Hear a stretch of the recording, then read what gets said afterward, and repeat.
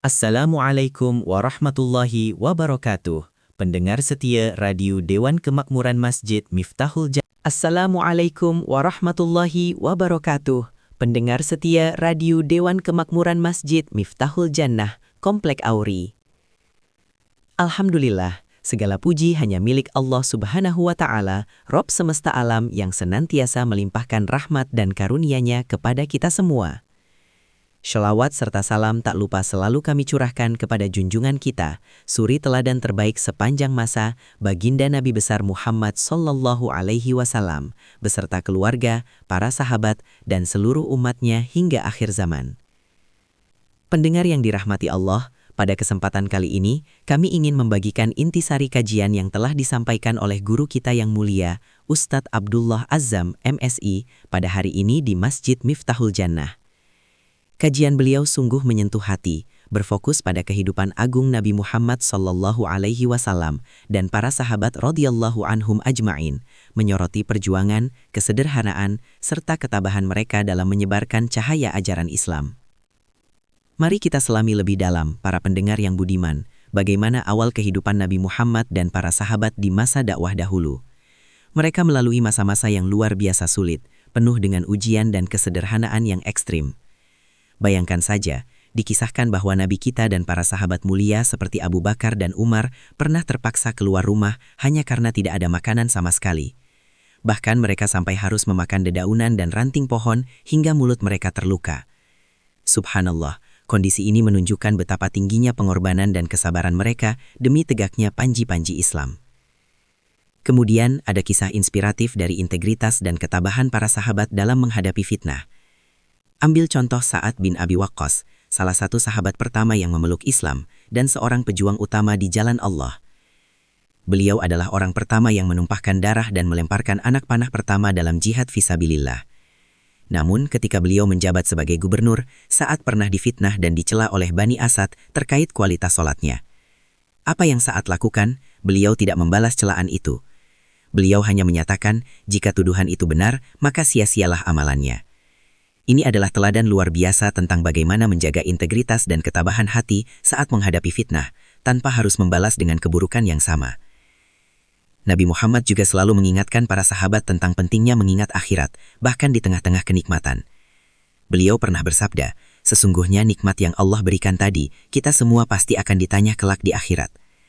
Pesan ini bertujuan agar para sahabat tidak terlena dalam kenikmatan duniawi, dan senantiasa mengingat tujuan akhir dari kehidupan kita ini. Segala yang kita nikmati di dunia ini hanyalah titipan, yang kelak akan kita pertanggungjawabkan. Yang menarik lagi para pendengar, adalah kisah tentang kepemimpinan dan kemuliaan para sahabat.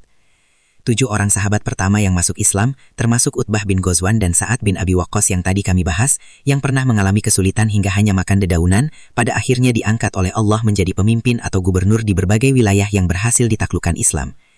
Ini adalah bukti nyata bahwa Allah memberikan kemuliaan di dunia ini sebelum di akhirat kepada hamba-hambanya yang berjuang dan berkorban di jalannya. Dan terakhir, tentang usia dan keutamaan umat Nabi Muhammad Sallallahu Alaihi Wasallam. Nabi kita wafat pada usia 63 tahun, begitu pula dengan Abu Bakar dan Umar, semoga Allah meridhoi mereka. Meskipun usia umat Nabi Muhammad ini relatif singkat, yakni antara 60-70 tahun, namun Allah memberikan keutamaan berupa amalan-amalan yang pahalanya dapat melampaui umat-umat terdahulu yang berumur panjang. Bahkan bisa melebihi ibadah para malaikat. Ini menunjukkan betapa besarnya potensi pahala yang bisa kita raih dalam waktu yang relatif singkat. Jadi para pendengar yang kami cintai karena Allah, ada banyak sekali hikmah dan pelajaran berharga yang bisa kami petik dari kajian ini. Pertama, tentang kesederhanaan dan ketahanan dalam hidup. Kami diajarkan untuk meneladani Nabi dan para sahabat dalam menerima dan menghadapi kesulitan hidup dengan penuh kesabaran, keikhlasan dan rasa syukur, bahkan saat kita kekurangan. Ini mengajarkan kita untuk tidak terlalu terikat pada gemerlap kemewahan dunia. Kedua, pentingnya integritas dan kesabaran dalam menghadapi ujian. Mari kita menjaga integritas diri dan tidak membalas fitnah atau celaan dengan cara yang sama. Kita bisa mencontoh Sa'ad bin Abi Waqqas yang memilih untuk tidak membalas ejekan, melainkan fokus pada kebenaran amalannya di hadapan Allah. Ketiga, kesadaran akhirat yang konstan. Selalu ingat bahwa setiap nikmat dan perbuatan yang kita lakukan akan dipertanggungjawabkan di hadapan Allah. Ini mendorong kita untuk senantiasa bersyukur, menggunakan nikmat Allah di jalan yang benar, dan tidak terlena dalam kenyamanan duniawi yang fana ini. Keempat, kemuliaan dalam pengorbanan dan pelayanan. Mari kita berusaha memberikan yang terbaik untuk tamu, tetangga, dan sesama, bahkan jika itu berarti kita harus mengorbankan sebagian kebutuhan pribadi kita. Sikap mulia ini, seperti yang dicontohkan oleh Nabi dan para sahabat, adalah bentuk ibadah yang akan mendatangkan keridhaan Allah Subhanahu wa Ta'ala. Dan kelima, optimisme dan pemanfaatan waktu. Meskipun usia kita relatif singkat, kita memiliki kesempatan yang sangat besar untuk meraih pahala yang melimpah ruah melalui amalan-amalan yang berkualitas. Ini memotivasi kita untuk memaksimalkan setiap waktu yang Allah berikan dengan ibadah dan kebaikan. Semoga Allah Subhanahu wa Ta'ala senantiasa melimpahkan rahmat dan taufiknya kepada kita semua, menguatkan keimanan dan keislaman kita, dan menjadikan kita pribadi yang selalu istiqomah dalam mengamalkan sunnah Rasulullah SAW. Dan semoga Allah mengumpulkan kita bersama Nabi Muhammad SAW di surganya kelak. Amin ya Rabbal Alamin.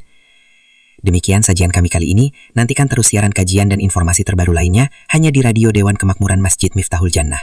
Wassalamualaikum warahmatullahi wabarakatuh.